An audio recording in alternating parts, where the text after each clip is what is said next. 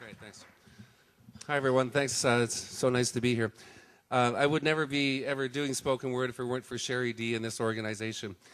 And I'm very proud to be here. And I'm very proud to be in that beautiful book. It's such an honor. If you ever read my essay, I talk about coming to the first one of these things and feeling so old and so square because I had a text and I had my reading glasses and I saw pictures of myself and it seemed like everybody else was 19 years old and it seemed like I was about 80 and I was, reading this thing, you kids nowadays. So I thought, In my piece, I talk about the relationship between theater, which is the world I come from, and performance and poetry. So tonight, for the first time ever, I'm going to try to perform and not to read. So, yeah, see if you're clapping 13 minutes from now. We'll see what happens. But my friend Will Knoll back there said, fly as close to failure as you possibly can, brother. And I'm out here, man. I'm out here. And we're going to redefine smart in about 2 minutes. This is like jazz. I kind of know some of my melody, but I'm going to make some of it up too. And it was all on account of the fact that my picture was on the cover of a magazine. And we were standing there looking into a bar that I like to go to for an afternoon drink. And she was standing there because she's supposed to go to work. But it was like the apocalypse had happened with ice because it was 40 below zero and the pipes had frozen. And she looked at me and she said, I don't think you're going to get that drink.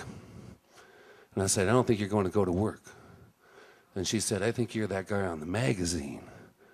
And I went, well, which one? She said, you know the one. I said, yeah, well, Canadian playwright, we're burdened with fame.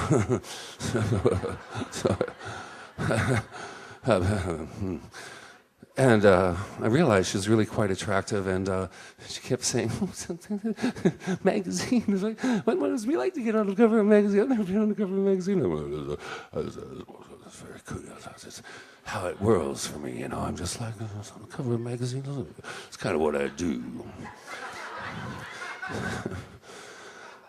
Now, I had things to do that night, so I couldn't the way I might have liked to. So a plan was made to meet about 2 days hence for viands and vine. So the next day I got up and I started thinking about this, and I started to go, holy fuck, what am I doing, dude? No, just call that number and say, no, it's off. See, she was a little bit younger than me. Maybe a generation. And then I remembered the advice of my friend Sean, who had gone to a doctor when he was in such a situation because he wasn't sure that he could perform. And I said, oh, dude, that's not a problem for me, man. I'm good. He goes, no, just in case. I said, I'm always going to be okay, man. He goes, yeah, but you smoke and you drink, and you're always fucking around. It's going to be a couple of days. I said, I don't need that shit. He said, look it, man, you're going to go whitewater rafting without a life jacket? He said, just put a life jacket on. What's going to hurt? So I'm remembering all this, and I think, I remember he said, doctors with the prescription pad are like dogs. You give them a certain command and they write the prescription. And the command word is anxiety. So I go down to the medical clinic that afternoon and I went to a sleazy one out in Forest Lawn.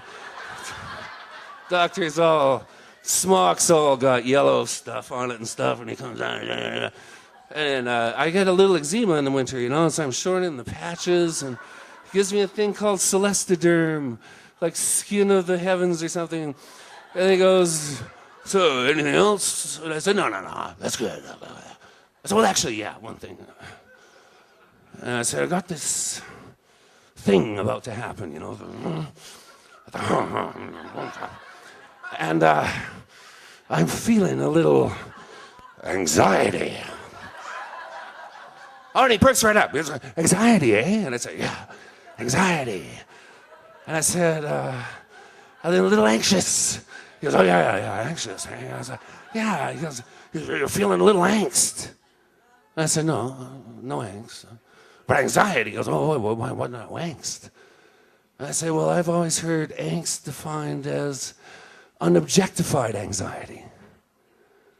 And he goes, so there's an objectification of the anxiety then. Is that what you're telling me? I say, oh, yeah, big time objectification of the anxiety. They said, well, what is the objectification of the anxiety? I said, well, it's the thing itself. It's the act itself. He goes, I don't know the act, man. You're not telling me. And I said, well, it's like we say on the prairies, making a CK into a G and dropping the final G, fugging. I got fugging anxiety. Oh, you got anxiety about fugging? Oh, yeah, man. I got this thing. I might be doing some fucking, and I'm kind of anxious. I got anxiety. And he goes, oh, well, don't worry about it. I got a thing for you. I said, oh, yeah? He goes, yeah. There's a pill. I'm going to give you the pill. I said, does it work? He goes, oh, yeah, man. Oh, yeah. This is a doctor talking. He said, my brother took one of these, and he said he could fuck a whole village. I said, like a village, a whole village, everybody. Man, woman, child, the guy down at the rink making the ice for curling, just fuck them all. He goes, yeah. I said, like Nanton. I go, fuck Nanton. He goes, yeah. He goes, take one. Just take one, whatever you do. So, the next night, driving there, get into the old Mercury, if you remember it, having the freedom air. And she's got on a top, it's got on a horizontal slit right about here. So you can kind of peer in there. Like it's a letterbox. You're looking in at there's two lost civilizations. So beautiful. And she's all like, oh, it must be so cool to have your picture on the magazine. And I'm like, oh, yeah. And she's all like, oh, and I'm like, oh. And she's like, oh, I'm having such a good time. And I said, oh, I'm having such a good time. And it's just going so good. I can't even believe it. I'm pinching myself. I can't do this. So I say, excuse me, my dear. I just have to go around and freshen up. So in this little pocket, I've got the little bubble pack with the pill. There's actually two of them. So I run the water, and I poke the bubble pack, and I take the pill. Nothing. I think, well, if he could fuck a small village with one pill. Imagine two. Imagine what you could do with two. Two of these pills. I think two. So I took the second one. Then I go back upstairs.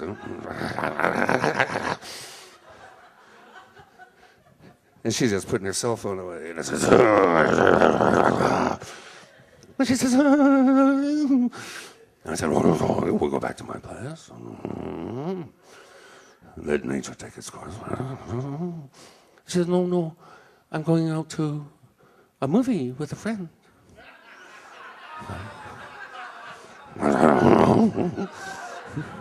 Yes, it's been so nice to meet you. It's a really nice meal, a really nice time. I'm going to go to a movie with a friend. It's kind of something I've been planning for a long time.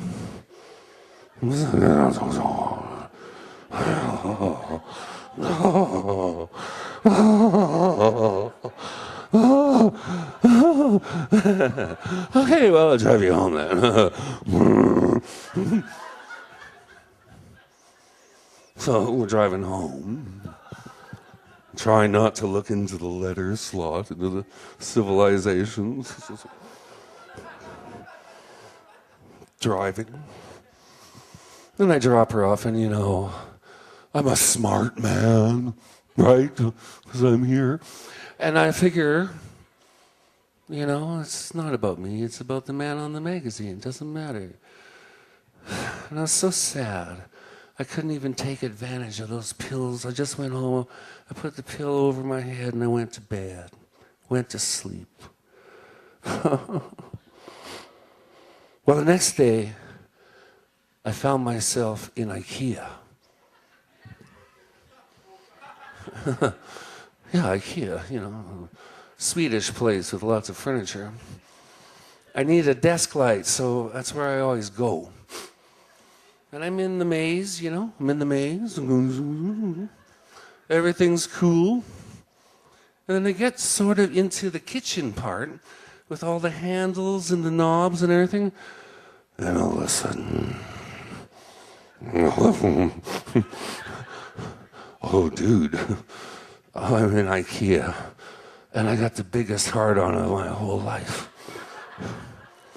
And there's mothers with strollers and nuns and people in wheelchairs and all the knobs and the cupboards and the tables and chairs and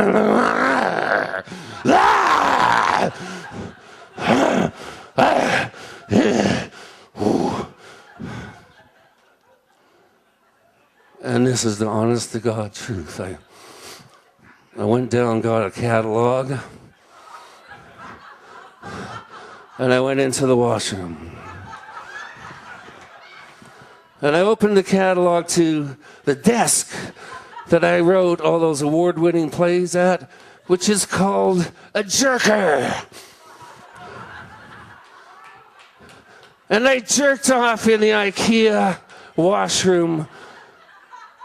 Oh, it was the best orgasm I had in my whole entire life. Fuck, it was good. All that stuff around me. Oh.